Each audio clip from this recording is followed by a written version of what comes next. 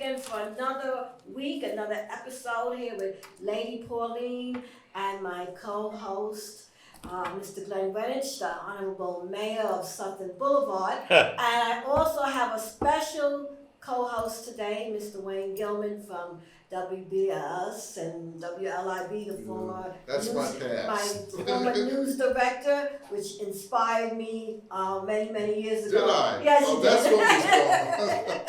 You inspired me many years ago. Today show is going to be again about information. I believe that we must always give information out to the community to make people more knowledgeable as to what's going on. And today's show, I have a gentleman and his family here. I believe they run their own business, and it's Mr. Alvin Hartley. He's the president and CEO of TMI Partners LDD. For the past, how many years have you been working on your business, doing your business, should I say? Let me see now. John Kennedy. I've been in business for over 30 years alone. 30 years. Yeah, I'm only 22, but I've been in business for over 30 years. And your family's also involved with your business? Yes. We started this new business about 8 years ago. Okay. And from there, we just grew. Then we brought our daughter on because she picked up license in real estate, license in financial advisory, and she'll talk a lot about that. She actually helps us run that division in our company. So that's basically what we are. We can dive into it, but I just want to let you know I've been around for a while. Well, Wayne was my Yoder. Was I? All of a sudden, I'm back into this old man seat again, you know? Next time I'm gonna dye my hair when I get here. I used to run around the studio. Yeah. And I might say, if you don't mind me interrupting, that Alvin Hartley could sell anything. Oh, Alvin Hartley used to come to the station and sit at the reception desk.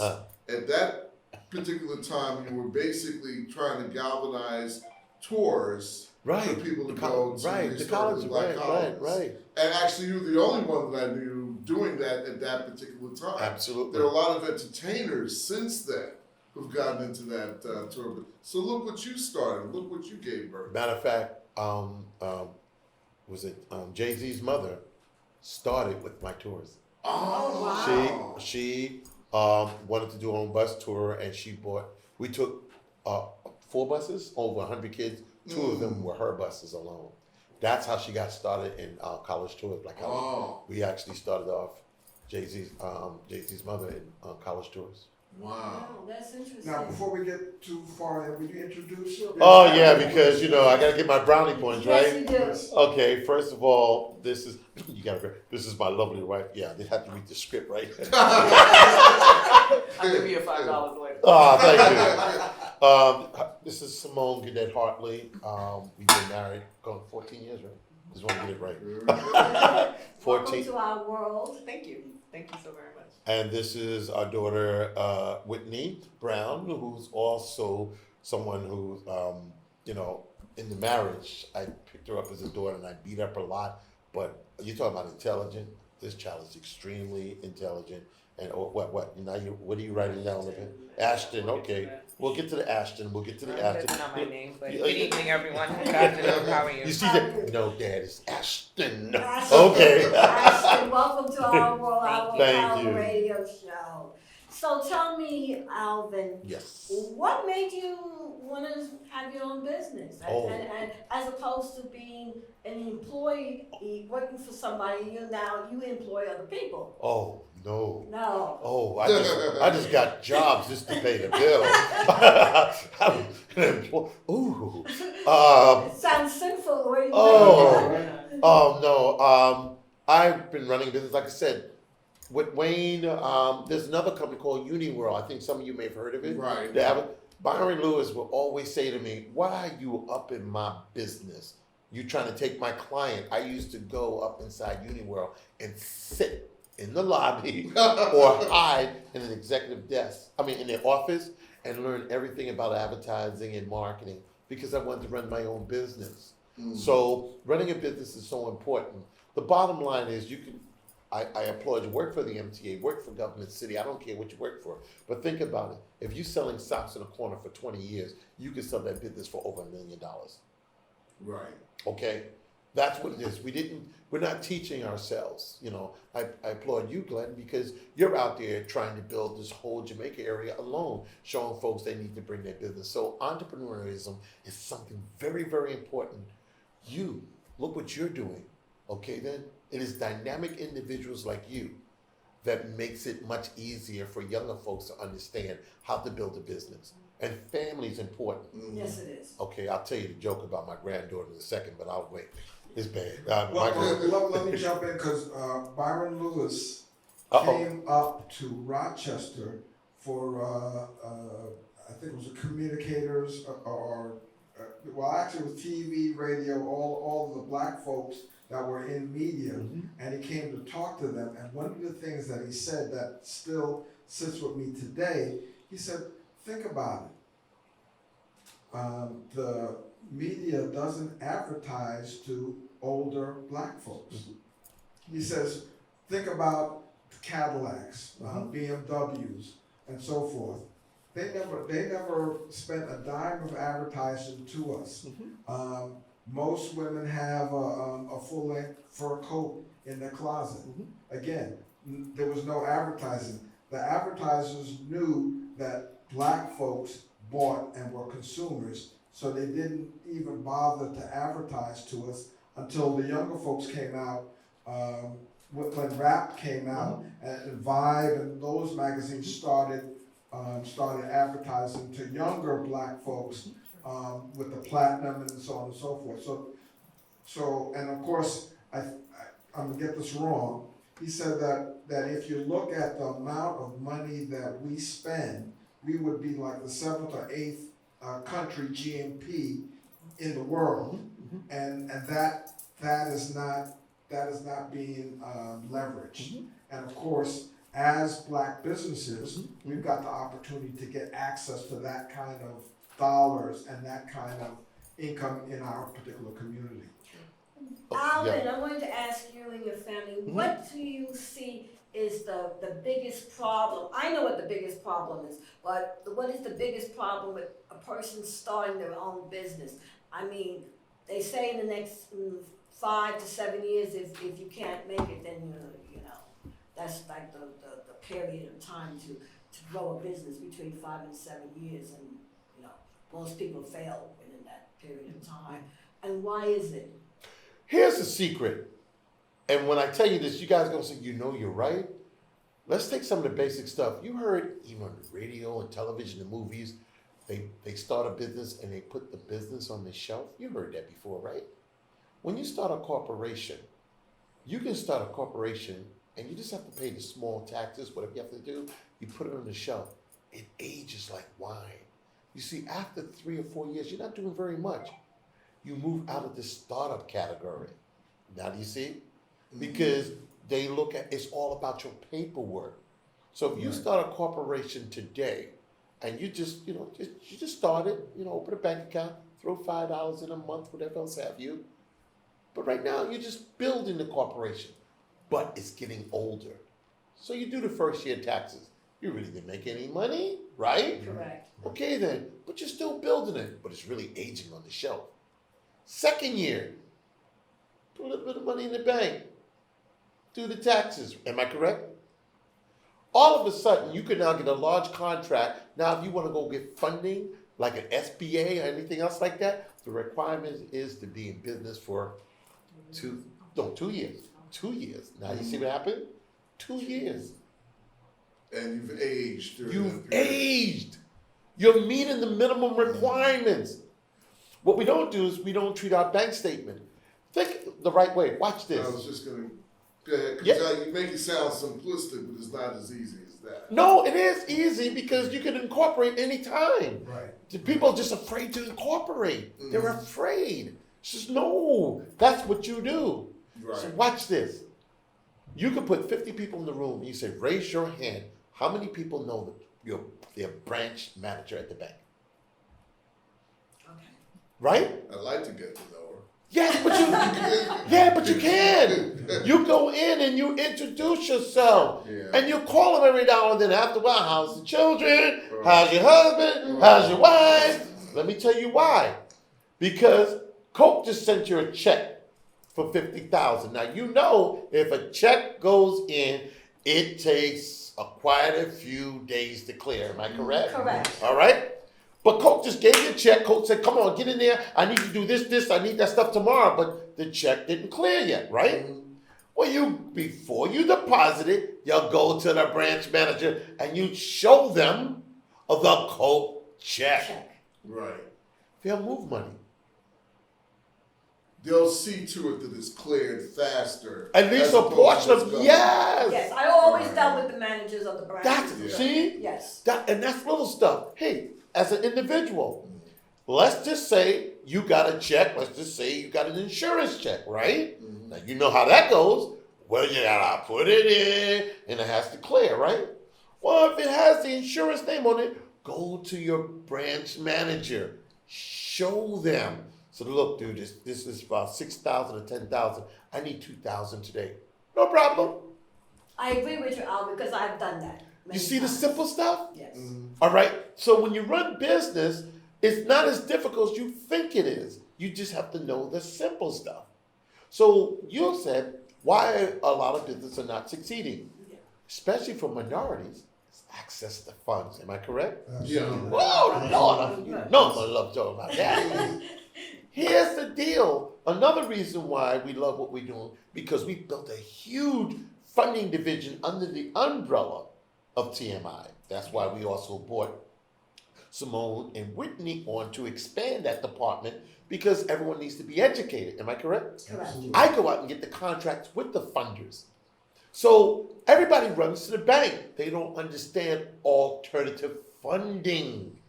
The bank is just one person. And the bank is a cookie cutter. If you don't meet the requirements of the application, you are rejected, and they never tell you why they reject you. So how can you go get funds if someone says, well, the reason why, because you got a broken leg. Well, let me go get the leg fixed and come back. You will never understand why they reject you. The letter says, at this present time, we regret to inform you. We all know that, right? That's true. So that's where this comes in of us drilling down. We know how to get the money. We know how to qualify you for the money. We know how to expand your business. And we have the operating solutions. Yes, sir. All right, let me just get this straight. Yes, sir. And excuse me, I'm not trying to dominate No. the show or anything like that. But the deal is, because this is something personal with me, you're saying that after you've been rejected by the bank, you can circumvent the issues with regard to. Oh, yes. why. Yes. Yeah. But what do you have to show to prove your worthiness? Because alternative lending has so many avenues. You have factoring, you have term, you have equity, you have this. I mean, look at all these avenues. Right. But individuals don't know. Yeah. Right. Okay? Why is it not taught in college for people? Because I know a lot of people, young people, they're in business today. And I know they don't understand a lot of stuff. They really don't understand it. Because it's not taught. Well, we've been blessed, and Wayne, you know me, even you, like, you know, I run the streets. What I love, I'm the person that will go across the railroad track to the Ku Klux Klan bar and sell them insurance. And he would. Okay? Now, two things happens. When I come back, they're going to say, well, what happened? I said, oh, two great things happened. They said, what? I sold all of them the high insurance policies, and they asked me to come back and meet all their families and friends. They say, wow. And I said, you know, that's high commission. I sold all the top policy. They said, great. What's the second one? Now that I'm going to make money, I can get the surgeon to put my eye back in my socket and fix my leg. Well, all right. Another question, as you mentioned that. You know my history, and you know some of the other companies that have been successful coming out of the black community. You have Motown, you have Inner City when it was around. What is it about privately held black-owned companies that we don't seem to take it to the next step? What is it that we're psychologically doing wrong? And I'm not using this platform. I just wanted to get your opinion. No, Here's the challenge that I have with my company dealing with our family. Can I say family? Is that better? Sure. Yes. You know, that's better to say with the family. Y'all don't listen. You know how family just don't listen, right? That's true. You know, you got family members think they know it all because I did 15 million, 20 million. They don't listen. Okay, then? They don't share. Minorities also gun shy. I've been burnt before. I lost this. I lost that. I said, leave that alone. Because if you don't listen and want to learn, then you can't advance. Transparency. I have to fight with my clients to be honest with me. Because I'm going to find out anyway, right? Right. Once I see your documents, all I do is do my background. I do what I do. Didn't you know you had a lien? Oh, didn't really. Well, you have a lien now. God, you told me you had 30,000 in the bank. Dude, you only got 2,000. What happened? Oh, and it goes on and goes on. I said, tell me the truth. Sure. I'm not going on Fox 5 and telling you business. Okay? Tell me the truth. My job is to make you win. So I fight with a lot of minority companies, but that's my family. Oh, I get upset. But you do fight with your brother. You do fight with your sister. You do fight with your mother and father. But you will not abandon them. But I will be honest. Because in family would tell you what's on their mind. And that's what we have to do. We have to be honest. Do a lot of people come to you and say, I need help? Because I'm a person, I have no shame. If I don't know something, I'm going to say, I don't know. I know this, but I don't know that. Could you help me? And do you see people using that terminology? I need help with my business to get it to the next level. They do, but they don't want to pay. And if I can jump in there Sure. too, and I have an answer for that question that you asked. They also want to do it on their terms. Yeah. And sometimes when we're in business and we're successful in business, we can only look at our own tunnel vision. So that's one of the things too. Sometimes I need help, but I'm going to tell you how you need to help me, even if I don't know. There's only certain parameters. So just like Alvin said, well, if the bank account was 30,000, now it's 2. You told me you had 30. What happened? Well, don't worry about that. That's just temporary. You get what I mean? So it's a level of transparency. But getting back to your question, I think we don't teach each other generational wealth. We don't prep the next generation. So my father could have been a multimillionaire in a business X, Y, and Z. But even if I grew up, in that business, more than likely I don't want to take that business over. I'm going to work for somebody else. Well, this brings up an interesting point. I had a couple of financial folks. I was doing a radio show for the International Black Summit, and I had one of my guests explain to me. She was a wealth manager, and one of the things that she said to me was, "Do you know the difference between the Vanderbilts and the Rothschilds? The Vanderbilts lost their generational wealth in 3 generations." While the Rothschilds in that same period of time expanded their wealth. And so what's the key? What she said was the key is that the Rothschilds had money available for their younger members as a loan to find out about new investments.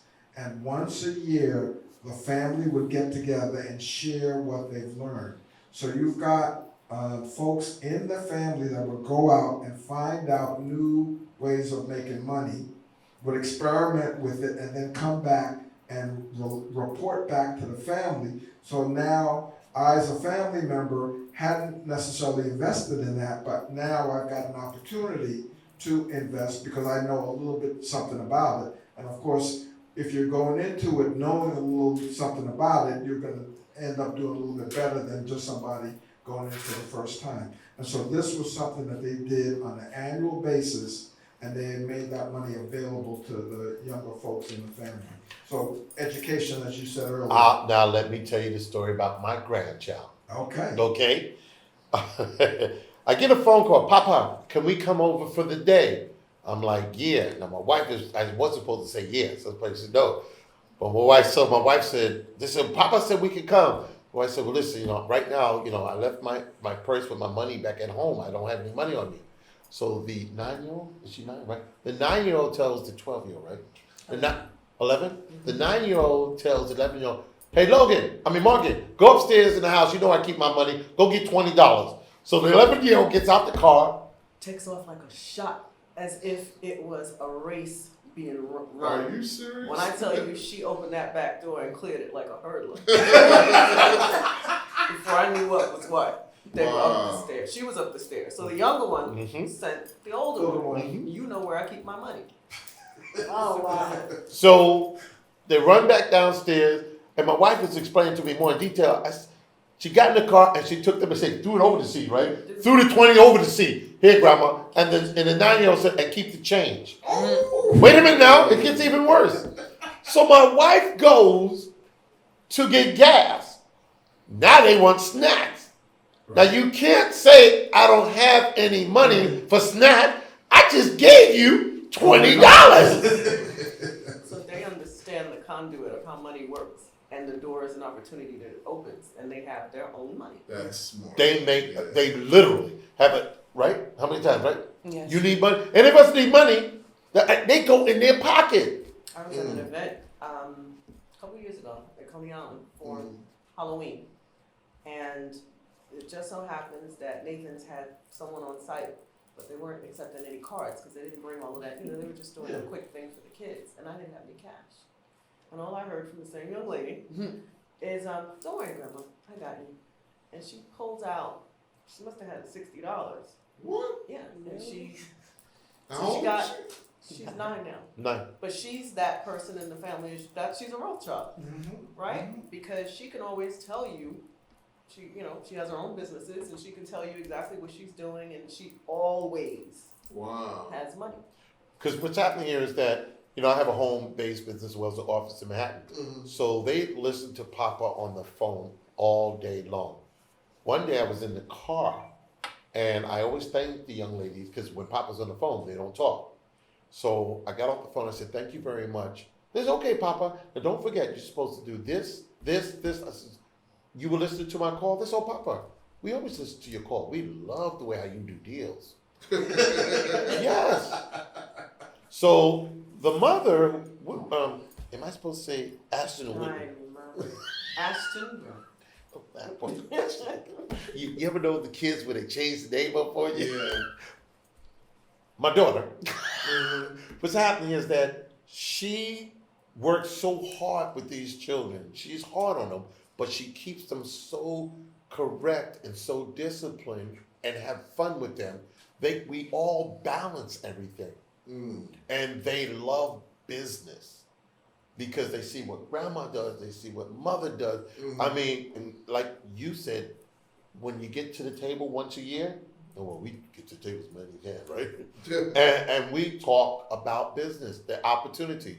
My daughter was just drilling me. I want to know exactly what this is, how it's going, what am I supposed to say? And she's just drilling it all down. Like, I'll figure it out. Well, just tell me this, tell me that, but that's what you're supposed to do. And my wife says, okay, it goes this way, it goes that way, et cetera, et cetera. So it's a continuous level of education. Absolutely. Most of the time it's impromptu. And I think that's where, as entrepreneurs, we don't pass that to people that's coming behind us. Okay. We expect that you should learn it, or we don't want to tell you because we don't really want you in our business to know how we make this money. And and I think there's a cultural thing because again, my exposure. I'm 60, and I've 50 seen what? a few things. Yeah, actually 40. Oh, thank you. Thank you.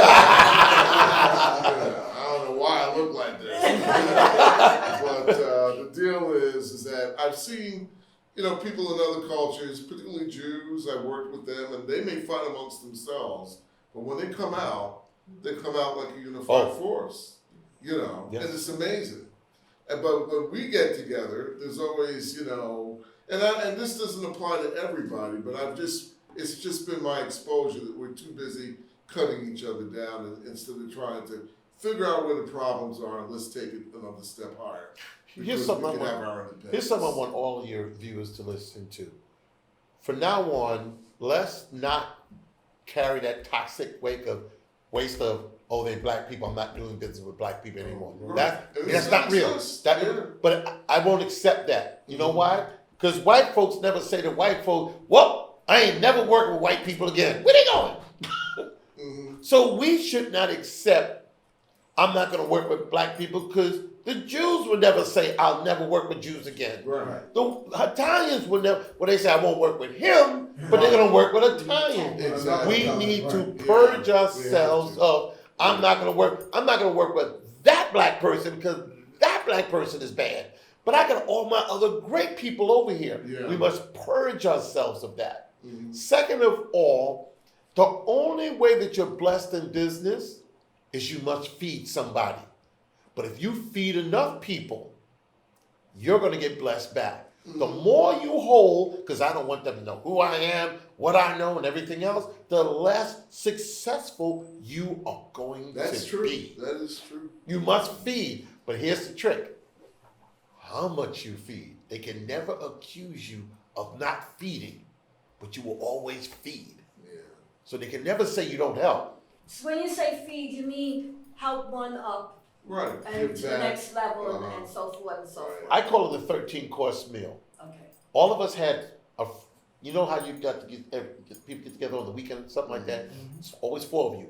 Out of 4 of you, there's one person who never brings the food, drinks up all the liquor, always complain. Am I correct? Correct. All right then. But every Friday, all 4 of y'all get together. But you know Pookie right there is going to complain and try to drink up everything, eat up everything. Right. One day, he goes into your kitchen and he sees you got shrimps, you got lobsters, you got top-of-the-line stuff, and he gets upset at you. He said, hold up now. Every Friday you come here, I always feed you. But you can never come in my house and tell me how I need to feed you. But I will always feed you. So you can help people, but no one has the right to come into you and say, give me the list of all your contacts. I gave you 1 or 2. I give you 2 contacts every day. Well, I just saw your book. Why don't you duplicate your book and give it to me? So now you need to leave.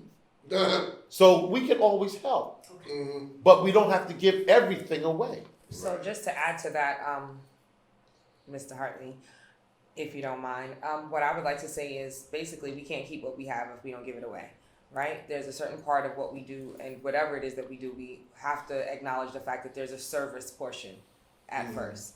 We have to serve, and while serving, the blessings will come, or the whatever it is that you need will be satisfied. But we have to know that we all have a opportunity and a responsibility to serve. So let's say you're just starting out a new business. There may be, in order for you to get clientele, you may have to give a little freebies, a little sample, whether that's if you're a chef, if you're doing hair, whatever that is. So yes, I just wanted to say that to add and to help communicate Mr. Hartley's point. Well, I'm so glad you said that, because I know someone in Brooklyn that won't give the name of the address. Someone in my family. Starting to get warm in Don't get me I'd like to take a moment to mention our sponsors, Mr. Stephen G. James, attorney at law, attorney at war. Thank you for supporting our world on for the last 2-3 years. And he's one of the best attorneys that's out here. If you need to reach him, he's at 646-905-9000. He's at 87-66 Sutton Boulevard here in Jamaica, Queens. And I tell you, he's the lawyer that you can definitely trust. And I also like to give a shout out to the Nourish Spot, to Miss Kelly. Thank you all for your support. And she serves the best shakes that you can possibly imagine, and it's healthy, wealthy eating. And she's located at 107-05 Guyard Boulevard here in Jamaica, Queens, and she's number is 718-526-2099. And you're hungry and you need something healthy to eat, please check her out. And there's another gentleman I want to mention, Henry's Carrot Cake. Oh my God, it's sinful, but I'm addicted to this carrot cake that Henry makes. And he's located at 159-15 Jamaica Avenue here in Queens at the food court. You can always reach him at 718-262-8119. And thank you guys for supporting our world, our power. Let's continue with our conversation on business. I'd like to ask you something, Ashley. She get it right. What do you see a lot of young people involved in business? And in when I say in business, I mean the heart and the meat of the potatoes, as to not just starting a business, but understanding the business. I see a lot of young people starting business. I don't know if they understand what it is that they're trying to do. I think that a lot of times I come across people who may not have gotten formal education and want to start a business. And the puzzle that they then have to solve is finding people, again, who are willing to give information for free, who are practiced in their own businesses where they failed forward and know, okay, don't go that way, go this way. And being able to trust the information. So I find that a lot of times we don't talk enough about growth as a community. We only talk about our problems and how come this can't and why this won't. And I think that if the younger people who are starting off or are in business network more with business owners or people like themselves, or maybe a little older or a little younger, whatever it is, more information can be spread and their businesses can be taken to another level. I think that we limit ourselves by not engaging with one another or engaging only in certain types of conversation. And again, which I just mentioned, us kind of being negative. We need to speak more about, okay, oh, you got funding? How did you get that? Right. Oh, where did you go? Who did you speak to? People are because we sometimes feel that there is not enough food for everyone to eat at the table. So we hold back and no one gets anywhere. So now we're all at zero and we remain that way, as opposed to if we all shared with one another, we can climb up everyone's back and everybody can get to the top and pull the next person along. You know, that's great. I'm glad that you mentioned that, because I think that one of the, and you hit on it, hit the nail on the head. We come from a scarcity conversation. And when you look at who we are as a community, we are very abundant. Absolutely. And abundance is not just about money. It's about resources, it's about knowledge, it's about relationships. And we have a rich community of that. You know, I think when I look, there are lots and lots of resources that are available that people, I don't think, really understand or know.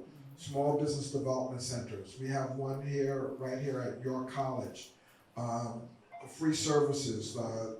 You know, one of the things I underline to black businesses: get yourself certified as a MWBE, a Minority Women Black Enterprise. For those of you listeners, get certified with the city. Get certified with Port Authority. Port Authority's got this huge JFK upgrade, $13 billion.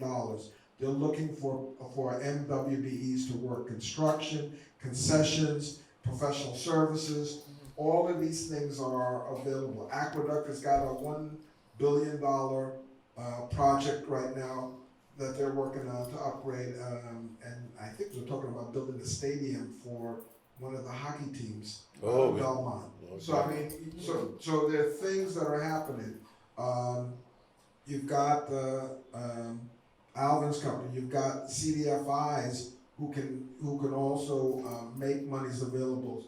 Also, credit unions are a place to interact. So there are lots and lots of entities in our community that are occurring, that are places for young folks to get together and talk about business advancement, talk about what's available. We've got the Opportunity Zone, which is another conversation that a lot of people aren't leveraging at this point in time. The Opportunity Zone is something that was made available by number 45.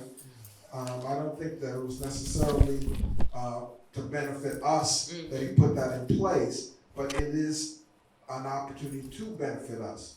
And so we've got to look at how do we structure that to be able to impact the businesses in our community. So there are things out there that we can do, and again, some of the certification is done for free. Absolutely. Can I like to address that? May I? Yes, of Okay. course, Alvin. Okay, let's break this down. You made sense a lot. First of all, what they don't tell, it has nothing to do with you. But when they talk about the certification, folks don't understand. I'm only talking about New York State right now and the city. You have to be in business for a year. Right. Okay, then that's the first thing. Remember I said, go ahead and get incorporated, let it sit on the shelf, Right. right? While you're developing it. Second of all, you should at least be a S corp, C corp, or LLC. Please don't come in here and understand for all your listeners. Stop doing a DBA. I got an EIN number. Well, it's attached to your social security number, and Paper trail. yeah. Paper trail. Okay, so you have to have that. Now that you went in, you incorporated while you're going through all your sessions and learning everything, your business is sitting on the shelf for a year. Because all you gotta do is pass a year to show that you did 8 years tax. That's for the city. The state and port authority requires 2 years. But when you do, which is weird, I'm talking the state of New York, okay? When you get certified with the city, make sure you fill out your paperwork that grandfather you in the state.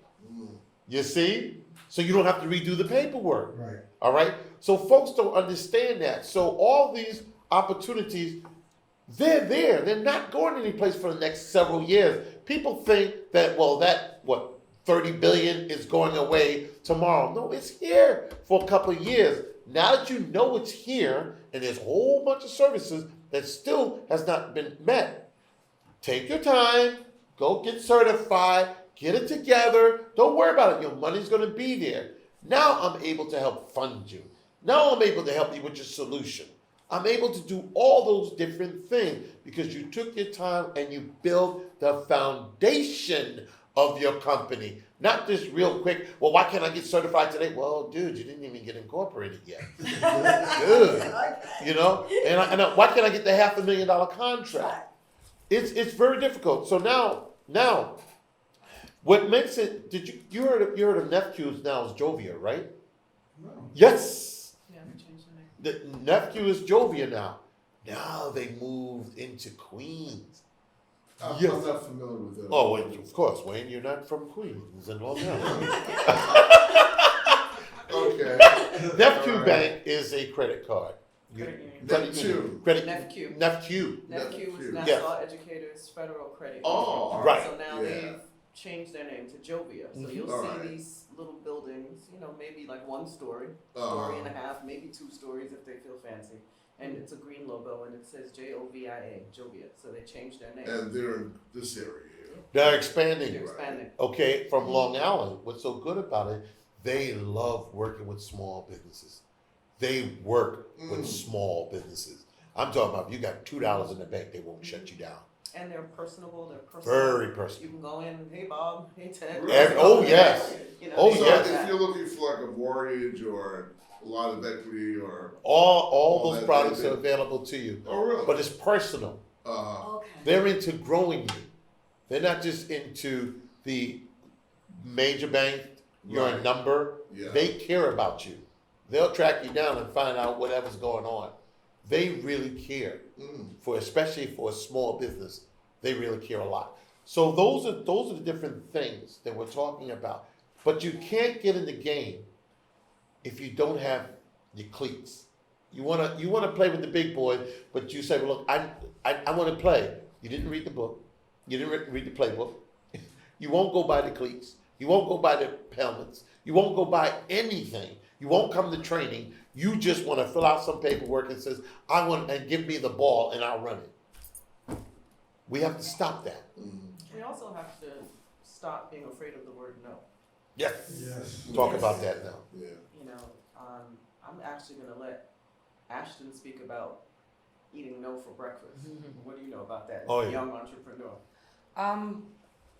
The no's lead you to the yeses, basically. So when you hear no, you're supposed to get excited because you know that you can only get so many no's before you get to a yes. So it's like, no, okay, I got 99 to go. I'm almost to my first yes. So I think that culturally, we're a people that are afraid of being rejected for anything because we've had experiences with that. So sometimes the no or people not supporting you or you don't even ask for certain people to support you, even if they could, because you're afraid of the no. And I think that if we are people who believe in a higher power and we believe in faith, we have to walk on that faith. It's not enough to go to church every Sunday and be able to quote the scriptures and not live in the scriptures, because we're limiting ourselves in that way to what our God-given purpose on this earth is. I'm sorry to get so deep. Yes. No, that's Good, good. good. Because one of the things that you pointed to is mentorship. Looking for mentors, looking for folks who are out there who are successful in your particular industry. Now, they may not look like you, Correct. but you can reach out to them and ask them to support you. Mm-hmm. One of the programs that I got invited to participate in, 10,000 Small Businesses. Mm-hmm. Great program. Again, the requirements are rigorous. There's a certain amount, a dollar amount that you have to make. I think you have to be in business for 2 to 3 years. Right. I forget exactly. But part of what they do is they make sure that you have a mentor, and they tell you, and they support you in getting mentored. And so they work with you around mentoring in your industry. They also mentor you in terms of finances and or marketing, and they begin to look at all of what you need. One of the other things that you talked about, why businesses aren't successful, Yes. capacity building. And access to capital is part of that. So if you got the access to capital, you can then begin to increase your capacity. So I can go from 100 t-shirts to 1,000 t-shirts because I now have more capacity. I have a bigger machine. I have, whatever I need to now have a production bigger than what I started out with. So all of those things come into play, and it's these kinds of conversations about growing your business that give you the advice and the wherewithal to feel comfortable and strong enough to be able to take. Well, you came up to my office at Capstone. Yes. You came up. I wanted to let you know. I think I may have told you. 7 years ago, I teamed up with a company. It's now a $300 million company. I met when I went to present.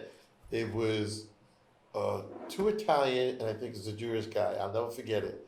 And I sat across from them. They said, "So what do you do?" I said, "I'm expanding funding for minorities." They said, we have a lot of money. We want to help minorities."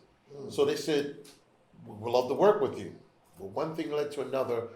I run their entire, which I invited you up Yes. there, the entire minority division for funding. But something you said that I love, this company is called Capstone. This company, if its infrastructure is designed to not just provide funding through factoring and purchase order, it puts this whole company behind your company. It will take care of the legal background and checking on your client before you sign a contract. It's a partnership. You have a problem, they're going to pick up a phone and find somebody else to help you with the problem, because our philosophy is, if we help you grow, we make money. If you go out of business, I make no money. It's about us making money. So, you have a lot of minority companies, and Glenn, I think you would know about this. One of the problems with subcontractors is, they try to put change orders on them. They try not to pay them on the invoice. Yes. Our company, once they sign off, meaning the general contractor, documents stipulating that the invoice has been approved, I'm moving my money over to pay the subcontractor so he or she can pay their bills. Now, go ahead and let that big guy mess with me. I have the lawyers and I have the time. And all we said, we got time and we got money. But you will not abuse the minority company. Right. Okay? So now you can pay your bills. You got another 30% that's sitting around. But the point of it is, you're not sitting there losing $100,000. You may lose 10 or 15, but you got $70,000 to pay your bills, to pay your staff, to do what else you have to do. Now we're going after security companies and anybody with service. What is the problem? They have to meet the payroll before they can submit the invoice to get paid. We'll go ahead and fund the payroll. We get paid away. Now do you see? People don't understand how that money works. And you still can go out and get a term loan. And I'll help you. You can go out and get a $2 million order. I know we gotta go, right? Or she's like, we gotta go. I got you. Here's the deal is you can actually go out and get a $2 million order. I'll pay the manufacturer to deliver the order to your client. Take my money out, take my few pennies, and wire the rest of the money into your account. Not a dime came out of your pocket. Wow. That's how it's done. So, If I could piggyback, Mr. Hartley, you mentioned that you know, it's a lot of bad. people don't know how money works. Right. And I agree with that and concur with that wholeheartedly. I again find that in our community that we might have dreams of wanting to be an entrepreneur, but we are, and perhaps don't even have that part set up yet. We're trying to pay bills and just live everyday life, right? So one of the things that I do in conjunction with Miss Simone is AKA Mom. AKA Mom. Come on, is AKA that Dad. I'm sorry. Mr. Hartley. Yeah, they just picked you up along the way. Thank you, I appreciate that. Thank you, that was a good one. Thanks, Mr. Wade. What we do is we teach people how to earn more income, right? And how to become financially independent, how to become debt free, and in turn how to create generational wealth, right? A lot of the times, people think that, okay, I put my money in the bank and it's going to grow. We don't even understand, and this is just based on what we've done culturally, or what mom and dad taught us. We put our money on the mattress, we put it in a jar, and it's going to yield some type of interest. The bank is giving you 0.01%. No one is having the conversation about investing in the global market. The same Nike sneakers that I'm wearing, I could invest in. And you understand? Absolutely. No one is having the conversation about, okay, yeah, we drink or eat at McDonald's, but we could have stock in McDonald's or in Disney. We're going there every year, or we want to go there, but instead of doing that, let's invest in some Disney stock and get us there a little faster. So I find that our community has to have more conversation. I think that we at a certain point have, especially under this issues of trust, and especially under this administration, I think that some of us have felt defeated. Like there's no hope, all hope is lost. And if we continue to educate ourselves and get with people who want to educate us and share the information, we will know that there is always hope and there's always a way out of no way, right? Particularly what I do with the company that I run is that I'm a financial advisor. So what we do is we start with teaching people, we do a financial needs analysis. What that means is that we look at how much money you have coming in and versus how much money you have going out. And then set up a GPS for you, for your finances. We get in the car and we turn our phones on to Google or Waze or whatever it is to get to one place to another. Even if we've lived in the city our whole lives, right? What do we have in place to be able to use to get our finances to where it is that we want to go? A lot of us have abandoned hopes and dreams based on finances or the lack thereof, right? So if we are educated on how our money works, or how the people with money work their money, right? And we know that our money can make money, and it's not going to take a lifetime to do so, okay? We are now able to level up, and you understand, and we can eliminate some of the excuses and hope for a better tomorrow. My thing is to be able to, I'd like to see everyone be millionaires, right? I think that what we get locked in is we're so busy trying to live everyday life. The only thing we can see is tomorrow. And we're not thinking about our kids. So for me, my children are being groomed to be entrepreneurs. Right. Yes, they're going to go to college, but not because going to college equates your dream life. What happens now is they're at college, those will be their clients for the businesses that they already have in place, right? The idea is to, right, yeah, like, I wish that I could hire her like now.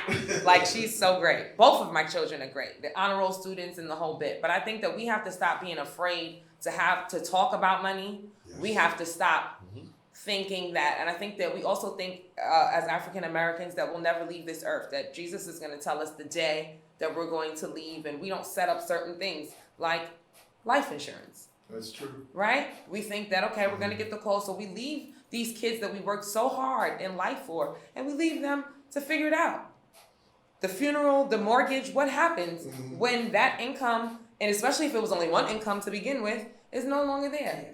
How is that protected? Now Exactly. GoFundMe is now, taking the place. place of a life It's insurance amazing. policy. It is And really people amazing. find that acceptable, and they're, they're good with it. We're And gonna I fly this think fish, it's we're important gonna that raise people this money. discuss, not to cut you off, estates. Absolutely. I mean, it's a very serious problem. And the way where- the easiest way, and not to cut you, but the easiest way to create an estate is to establish a life insurance. Right. A lot of people in the other communities, when they pass on, they have $1 million policies that their children are able to either start a life with Right. or to continue Continue. a life with. Yeah. We leave them with bills and Right. trying to figure.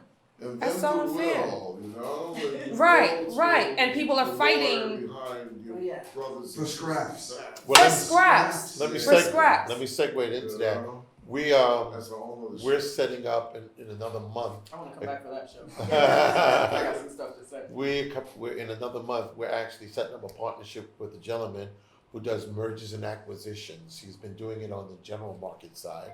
You know, we're working at it's a lot of detail, but he educated us on.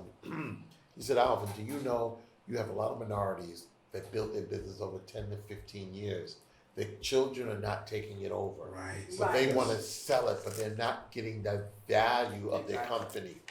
So he's right now raising the funds so we can start acquiring companies. Now watch how it goes. That's making at least 500,000 to up to about 5 million on this first phase. We'll buy 51%. It's a minority company still. They still run the company for another 10, 15 years. We build up the equity in the company because it's going to be part of a parent company that will be on the stock market. Look at the value of your company. So now when you retire, if you didn't have that relationship, your business was only worth $1 million, but being acquired 51% and owned by a parent company, your company is now valued at 4, 5, or 6 million. You got a better retirement plan in place Publicly traded. and publicly traded. So this is simple, and that goes to the guy selling socks on the corner. I'd like to take the time to say you're listening to Our World, Our Power, and you can hear us on Spotify, iTunes, Google Play, TuneIn, and iHeartRadio. They just picked us up. Congratulations, Yay. And you also got picked up by EAJ 102.3 Radio. It's an internet station. We're going to be heard on that station on Mondays as well. All right. So, hey, our world is going all over. And don't forget to follow me on Facebook and Instagram. And Roku. And Roku, Yes, Roku, right, definitely Roku. I forgot about Roku. It's very important. You're listening to Lady Pauline and our Honorable Mayor of Suffolk Boulevard, Mr. Glenn Greenwich, and Absolutely. our guest host, Mr. Wayne Gilman. Let's continue this conversation. How long do we have left to continue? Okay, 6 minutes. 6 Well, minutes. let me go ahead and Can I do jump in real quick? the first. I have to do the spot. You're listening to Our World. Oh, yes. That's Our right. World Power. Our World's Power. And if you want to reach TMI and Partners, you can go to TMIUM.com. I'll repeat it again. That's right. TMIUM.com. And if you would like to email us, you can do info@TMIUM.com. Or you can call us at 347-234-5304. That's 347-234-5304.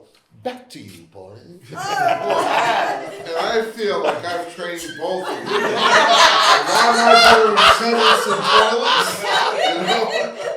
Absolutely. I don't understand that. Because you've been a voice for many years. And I'm pleased. I'm happy for both of you. As I said, like I've known you like babies, still always crying. Yes, And she cried a great deal, and Yeah. look where she is now. absolutely. Well, you know me Second since or I was third 20 business. years old. Yeah, this is like second, third business. Yeah.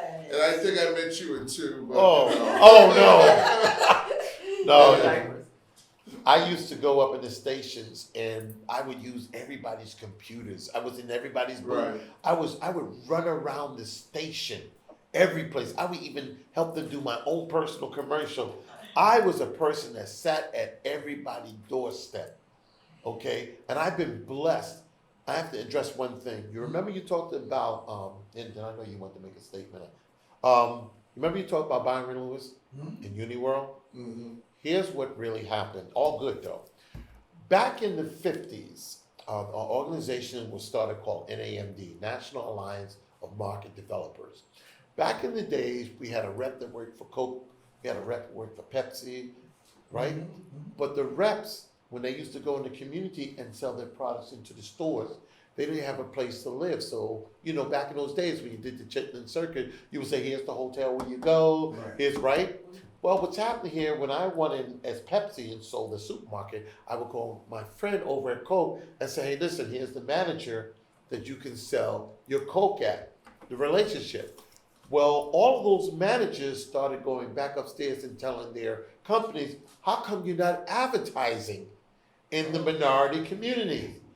That's how a lot of the black agencies got a bolt in the industry, because they were the platform where the general market can actually infuse their Right. money in, Yeah. which they can brand themselves. That's why Pepsi is so great in the Caribbean. That's why Coke is great in other places. That's why AT&T, you remember, nobody would leave AT&T. Mm-hmm. All right, then no one would not drink anything else other than Coke.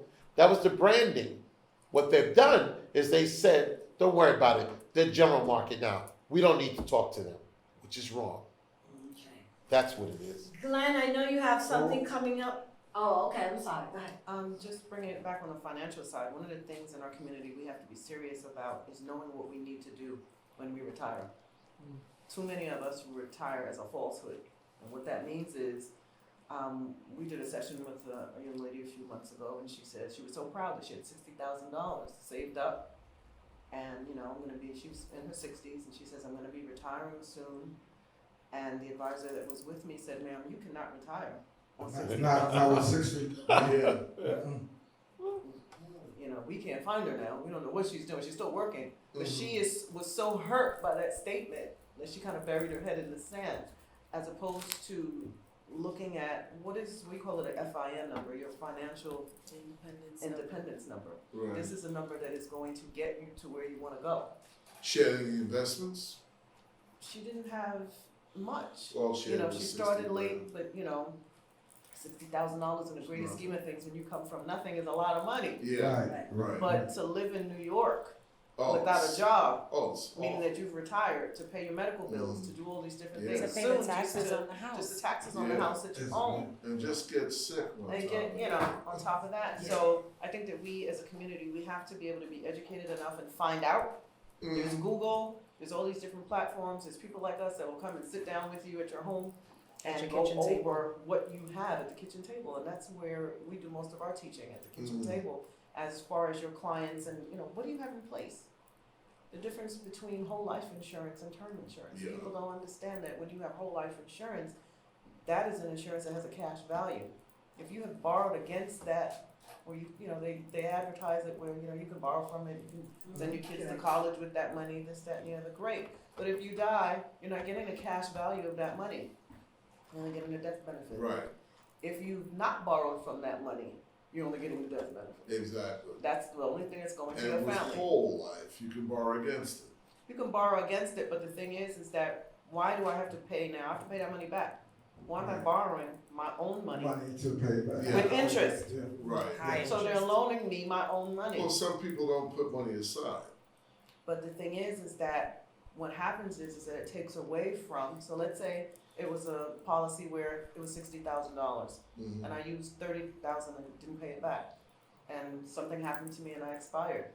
My family's only getting $30,000. Yeah. If that- The bottom line is that we've got to communicate and educate each other in our community. It's essential. When we look at the capacity of small businesses are the biggest employer in this country. Absolutely. And we've got an opportunity, and quite frankly, I think with 45 in there, it's a wake-up call for us to know what we need to do for ourselves and stop waiting for somebody else to give us something or provide something for us. We've got the opportunity, we've got the smarts, we've got the abundance in our community. We've got to utilize it and pass that around so that we all rise together. 45 woke us up. I Yes. love this conversation. We're gonna continue it at another day, but Glenn, tell, the audience about Monday. Monday, I'm having a Black History event from 4 to 7 p.m. at the Starbucks on Suffern Boulevard. So it's 8900 Suffern Boulevard. And we've got 2 honored guests, Clifton Stanley Diaz and Greg Mays, who are, Clifton actually runs the Rochdale. That Cliff. Yes. I haven't seen him in years. Yeah, so Wow. he's The being original honored. party man. Yes. And The Greg Dow Mays. twins. Yeah, and Greg Mays is one of the gentlemen that a Better Jamaica, who's providing all kinds of culture to our community, dance. He works with me on the Air Train Jazz Festival, so we do jazz every Thursday from 5 to 7 p.m. at the Air Train from October to the end of May. Is that in the airport or at something? At Suffolk, at Oh, the nice. terminal. Right. On the second floor of the conference line. So those individuals are coming together and being honored this Monday for Black History Month. So Nice. you can come out and check them out 4 to 7. 4 to 7. Okay. Yeah. I would like to thank Alvin Hartley and his family for coming on our show, Thank you. our Thank you. power, and giving such good information to the public, which is so needed. Catch you all next week. Our Will of Our Power here with Lady Pauline and our Honorable Mayor of Suffern Boulevard, Mr. Glenn Wrench. Thank you all for listening. Thank you. Thank you. Thank you for being here.